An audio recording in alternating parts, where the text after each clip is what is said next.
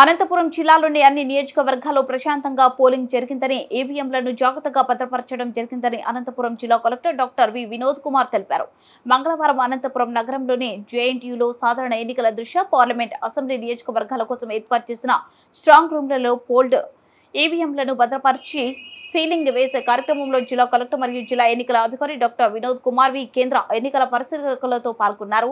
Guntakal, Tadipatri, Singanamala, Anantapuram assembly నియోజకవర్గాలకు సంబంధించిన ఎన్నికల సాధారణ పరిశీలకులు మనీష్ సింగ్, అనంతపురం పార్లమెంట్ నియోజకవర్గం జిల్లాలోని రాయదుర్గం, ఉరవకొండ, కళ్యాణదుర్గం అసెంబ్లీ నియోజకవర్గానికి సంబంధించిన ఎన్నికల సాధారణ పరిశీలకులు సి అజయ్ నాథ్, జిల్లాలోని ఇతర అధికారులు, నియోజకవర్గ ఎన్నికల అధికారులు తదితరులు పాల్గొన్నారు.